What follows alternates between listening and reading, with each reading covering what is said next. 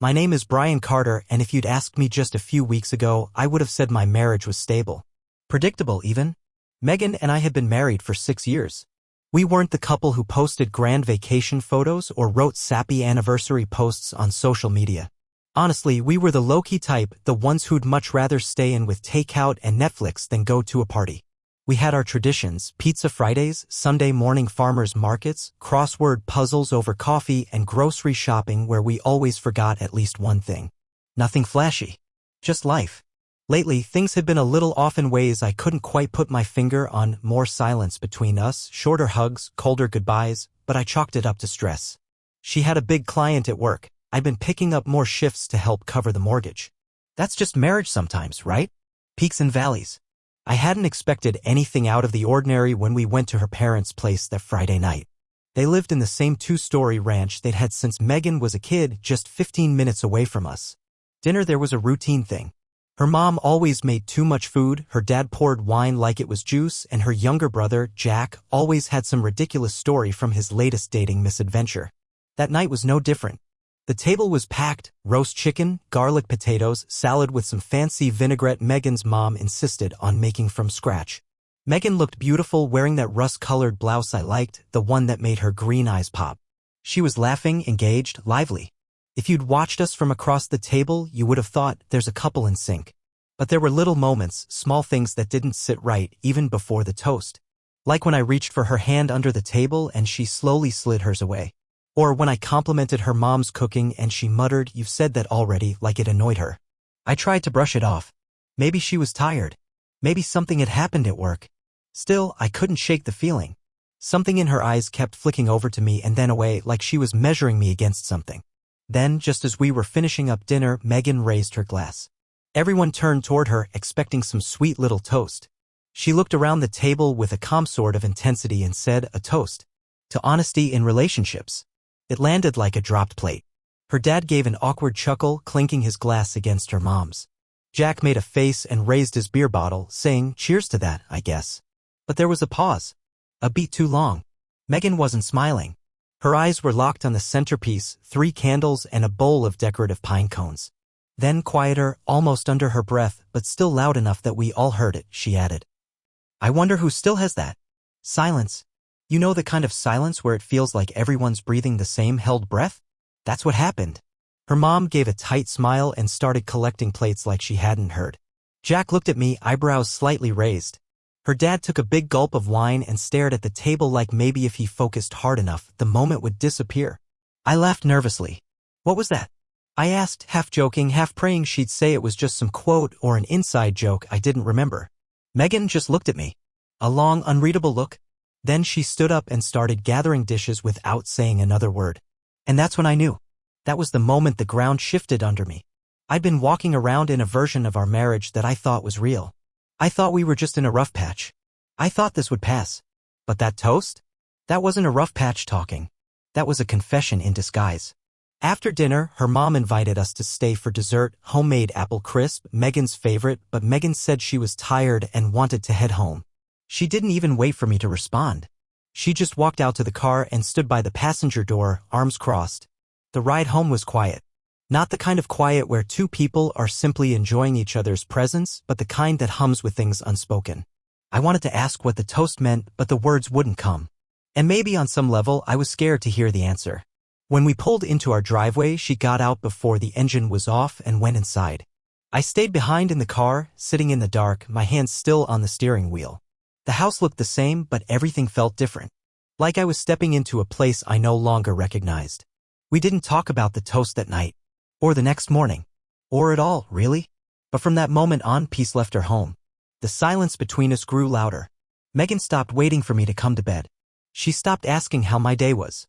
Her phone, once left on the kitchen counter without a second thought, started following her everywhere, face down, locked, sometimes even hidden under a pillow.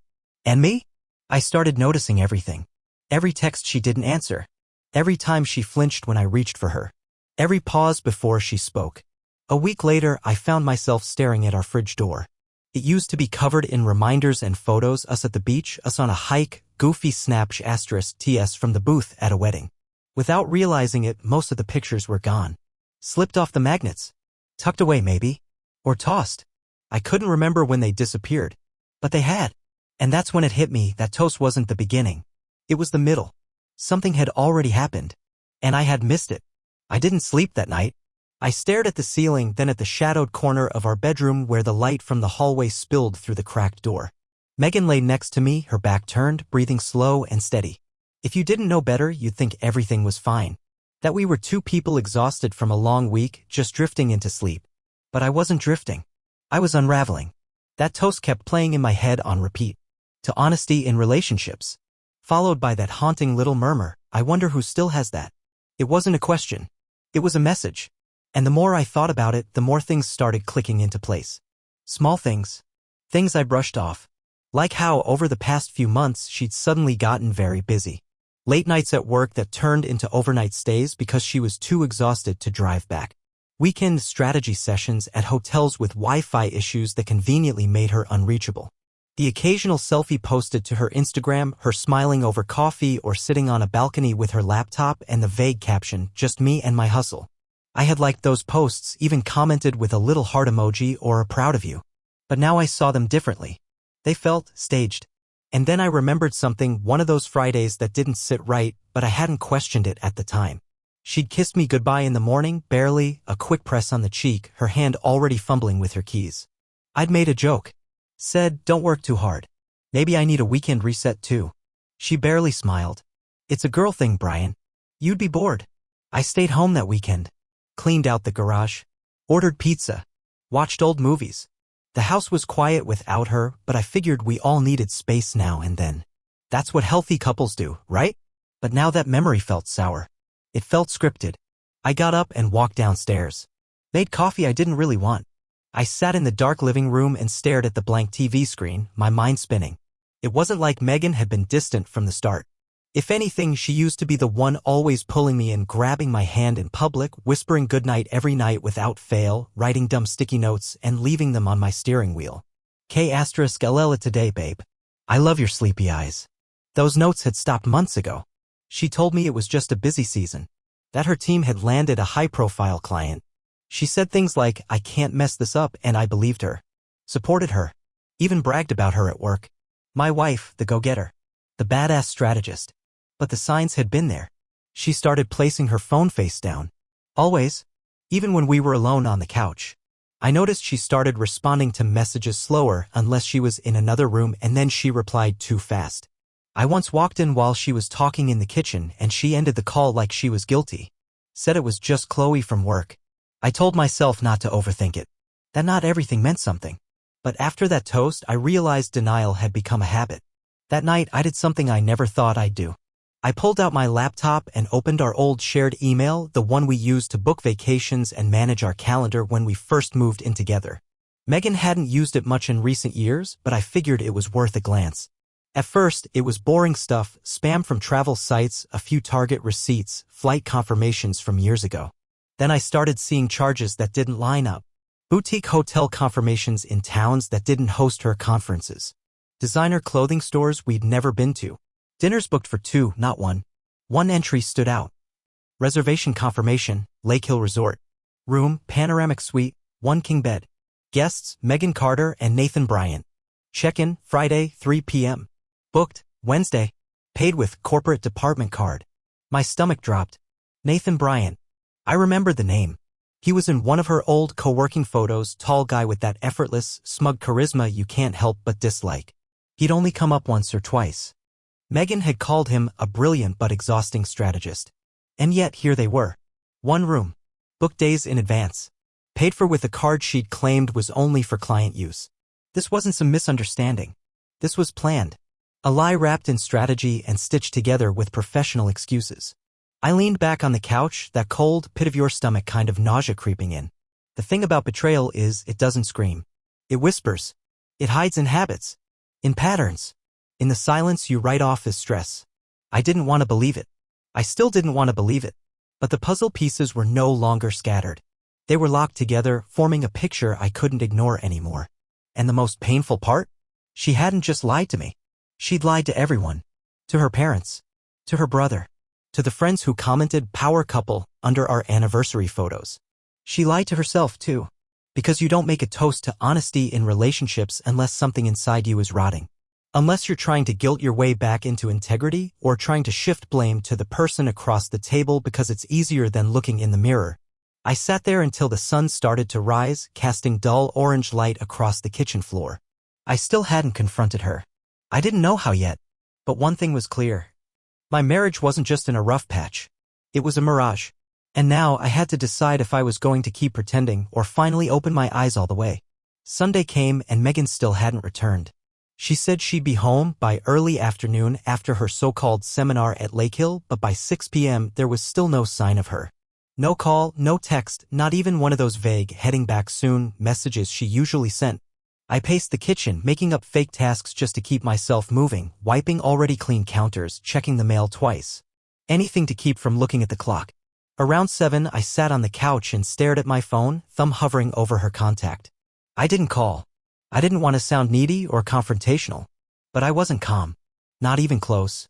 My chest was tight with this gnawing anxiety, like my instincts were whispering she's not coming back the same person. So I did what anyone does when they're spiraling. I opened Instagram. My feed was full of the usual stuff: dogs, food, a friend's wedding. I tapped through mindlessly until a familiar name popped up in the stories bar at Chloe.pr. Chloe, one of Megan's coworkers. I'd met her once at a company happy hour, bubbly, a little too polished, and always glued to her phone.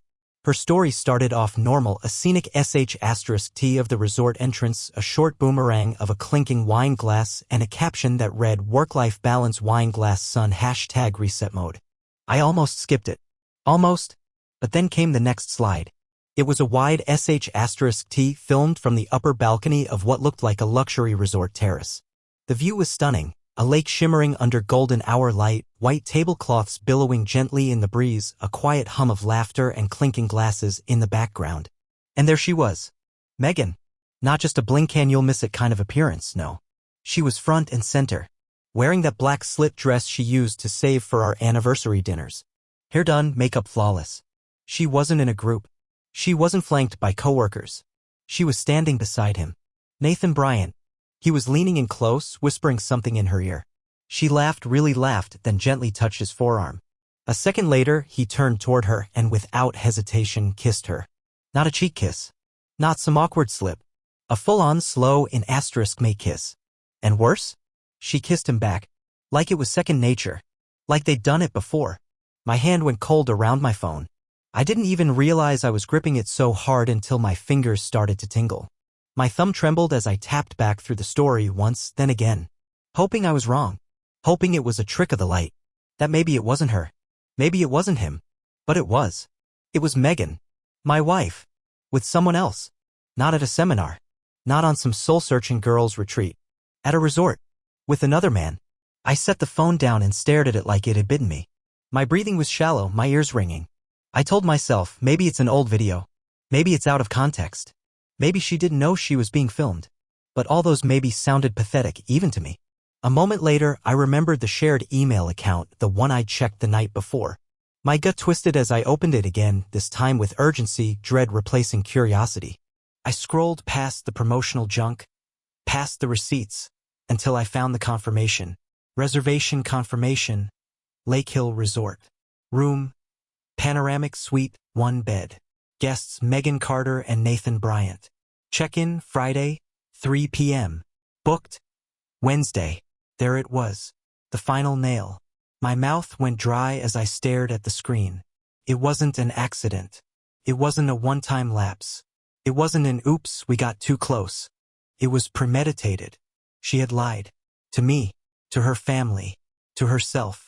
She crafted this whole alternate reality where she was still the devoted wife with a side of hustle, when in reality, she was playing dress-up in a double life, and I was the costume she left hanging in the closet. It was strange. I didn't cry. I didn't scream. I didn't even move. I just sat there, staring at that email confirmation, as if I could will it to vanish. After a while, I looked around the house, at the blanket she always curled up in. The photo of us at Yosemite above the mantel. The coffee mug that said, "You're my favorite notification." What do you do when the person you love most becomes the stranger who burned down your life without flinching? How do you mourn someone who's still alive, just not who you thought they were? I didn't have answers, but I knew one thing. I was done pretending. I didn't sleep that night either.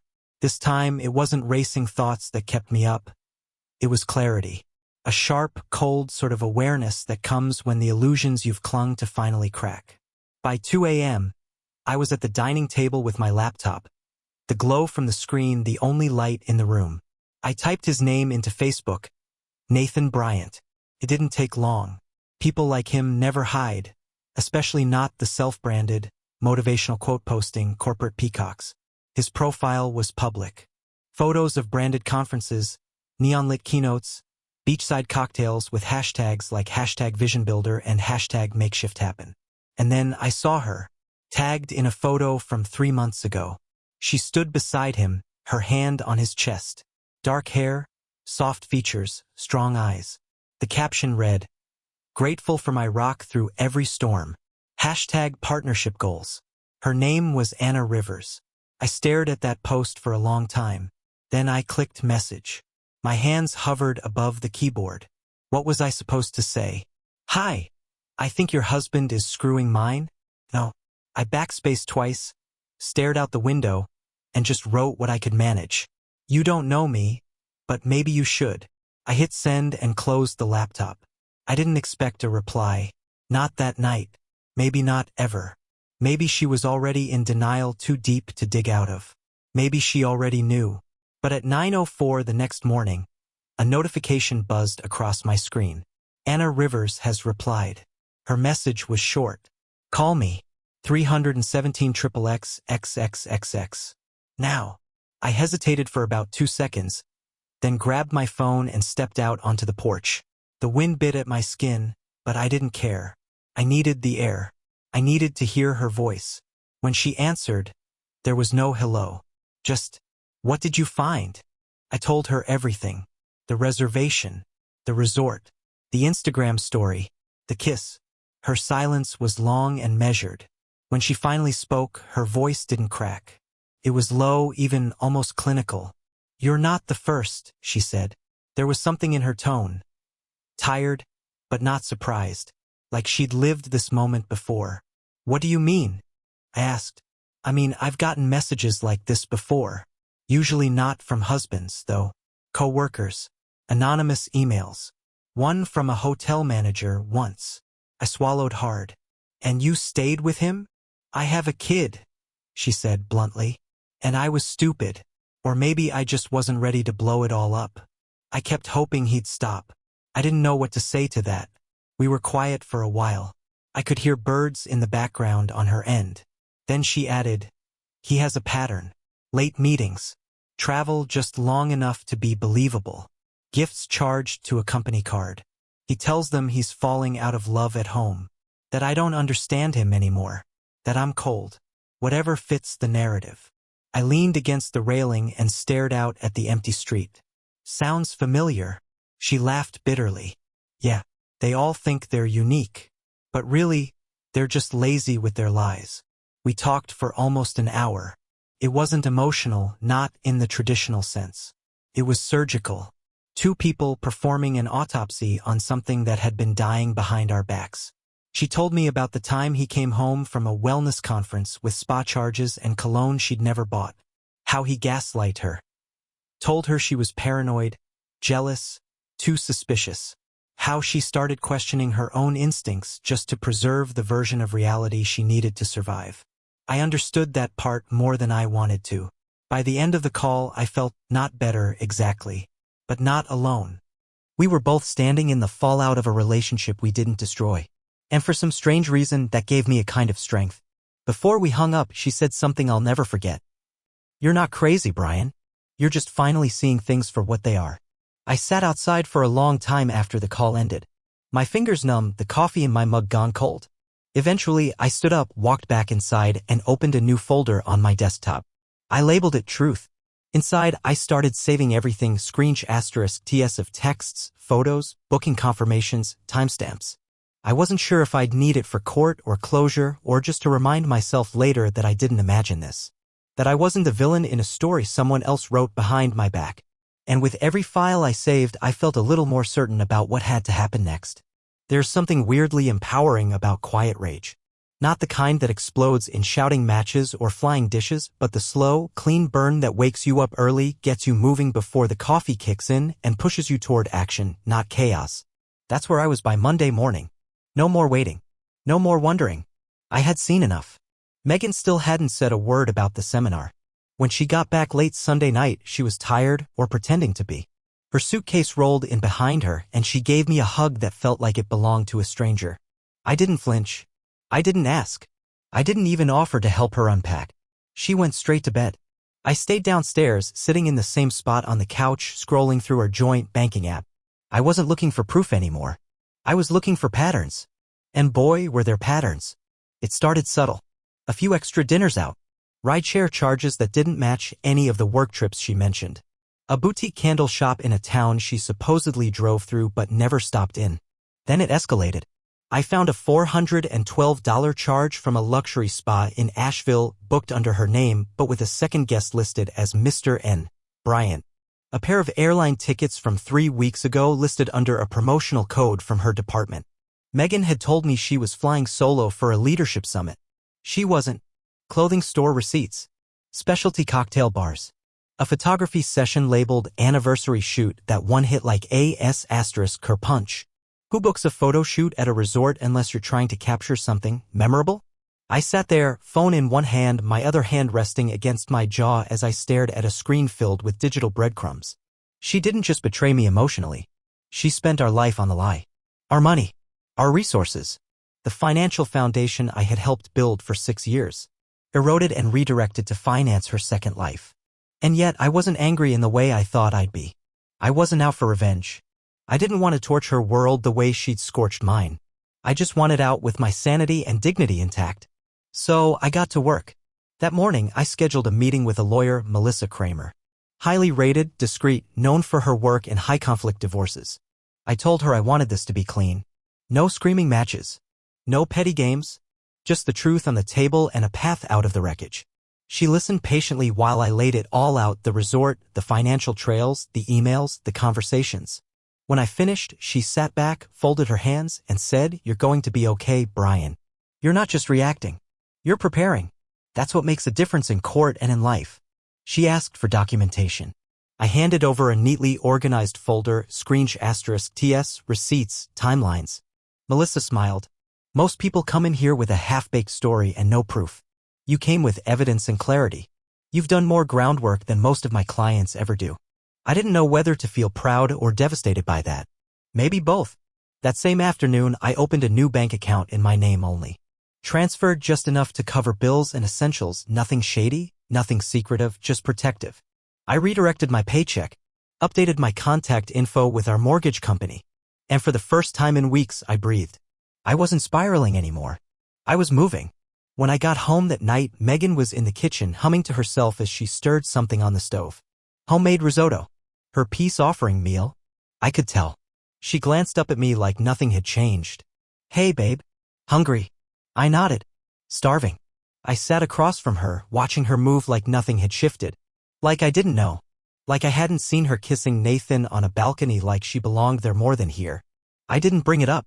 Not yet. Instead, I studied her. Every time she looked down at her plate, every time she avoided my eyes. How she asked about my day but didn't offer anything about hers. I realized then just how much acting she'd been doing. Not just the big lies, but the small ones. The fake smiles. The practiced affection. And I couldn't unsee it. After dinner, I told her I was going to sleep early. She kissed me on the cheek and said, "I'm glad you're feeling better. I was worried you were getting distant." I smiled. Yeah, just had a lot on my mind. In the bedroom, I closed the door, sat down at my desk, and drafted a simple statement for myself. A promise. I typed it out, printed it, taped it to the inside of my nightstand drawer. I will not let someone else rewrite my worth. I will leave with my voice intact. I will not fight for someone who hid their fight from me. This wasn't about punishing Megan. This was about reclaiming myself. About drawing a boundary so clear and firm that even I couldn't talk myself out of it later. She had made her choices. Now I was making mine. She came home on a Tuesday, glowing. That fake kind of glow, like she just finished a yoga retreat or a carefully edited photo shoot. Her smile was soft, easy. She set her purse on the counter, kissed me on the cheek, and said I needed that trip. It really cleared my head. I didn't answer. Instead, I walked over to the kitchen table and placed a folder in front of her. Clean, white, thick. No label. Just waiting. She looked down at it, confused. What's this? Everything, I said. Read it. Inside was the full story. *TS. Credit card statements. Hotel bookings. That resort photo from Chloe's story. A printout of the Lake Hill reservation. A timestamp charge from the rooftop bar the same night she said she was doing back-to-back breakout sessions. Megan stood frozen. She flipped through the pages with a mechanical slowness, her eyes darting, her jaw tightening. Then, just like that, she snapped the folder shut. Her voice didn't shake. You were spying on me? I raised an eyebrow. I was confirming. There's a difference. She crossed her arms. Wow. That's rich. You invade my privacy, but I'm the bad guy. No, Megan, I said calmly. You're the one who lied. Who stood in your parents' dining room and toasted to honesty while cheating in a resort suite paid for by your company. That landed. She didn't speak for a moment. Then she said something I'll never forget. You were never part of my world, Brian. You were safe. Predictable. I got tired of living in neutral. And that right there hurt more than the affair. I didn't scream. Didn't slam a door. Didn't fall apart. I just looked at her, standing there trying to blame her unhappiness on me like I was a piece of scenery in her life story. That's worse than cheating, I said. She blinked. What is? Reducing me to a placeholder. She didn't respond. Maybe she didn't have one. I grabbed my jacket from the hook by the door. Slid it on slowly. My heart was pounding, but my voice stayed steady. I'm not going to argue with you, Megan. I'm not here to beg or fight or convince you I was enough. You made your choice. I gestured between us, this is just the cost of it. Then I walked out. I didn't slam the door. I didn't look back. I just left. In court, her attorney tried to soften the blow. Emotional disconnection, he said. The strain of incompatible career paths. A lack of an asterisk Macy. My lawyer laid everything out like evidence in a case study. The emails. The bank statements. The Chloe video. The Lake Hill suite. And then, perhaps the final blow, a chat message between Megan and a coworker. I'll say he's just a neighbor if we get caught. Brian doesn't need to know. The judge didn't flinch. He awarded me the house. No alimony. Her debt? Her problem. Megan didn't cry. She didn't even look at me. She sat there in her beige blazer, staring at a scratch on the table like that tiny flaw was more interesting than everything unraveling in her life. When the hearing ended, I signed the papers. Walked out. No drama. No parting words. Just finality. And as I stepped into the sunlight outside that courthouse, I felt it.